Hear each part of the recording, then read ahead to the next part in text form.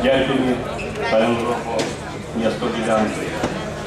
Dear Lithuanians, dear citizens of Palangro, Džiaugiamės sudarytą galimybę plėtoti draugiškus ryšius tarp Jonavos rajono savivaldybės ir Airijos Mėjo apskrities.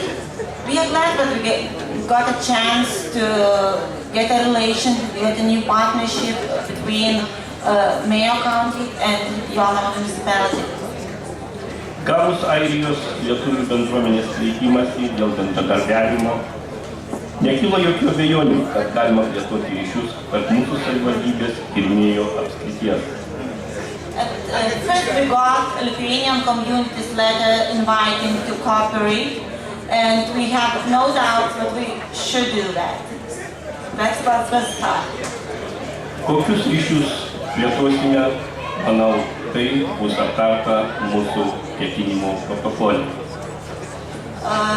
The fields of cooperation will be on the document. We are hoping to sign a cooperation protocol with Mayo County. Malonu, kad aktyvi bendruomenė Airijoje užmezgė jau ryšius su jonaviečiais. Bendraujama su mėgėjų teatru, su vietos veiklos grupe.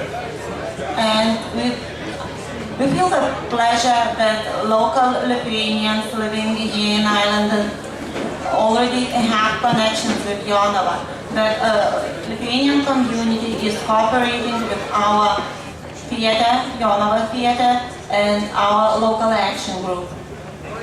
Užmegzti pirmieji ryšiai davė pradžią ir bendravimui tarp politikų. These first steps gave the beginning to cooperate between politicians too. Dėkojame Mėjo apskrities merui, tarybos nariams už pakvietimą, už galimybę dalyvauti lietuvių sąskrydėje Palangro skirtame 75-osioms Lituanijai Katų skrydžio per Atlantą metinėms paminėti.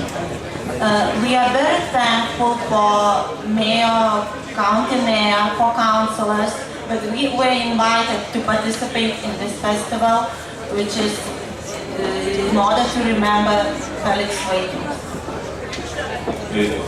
Šią progą noriu palinkėti ir toliau lietuvių bendruomeniai neprarasti aktyvumo, palaikyti ryšį su vietos valdžia ir žinoma su Lietuva. Gerų švenčių!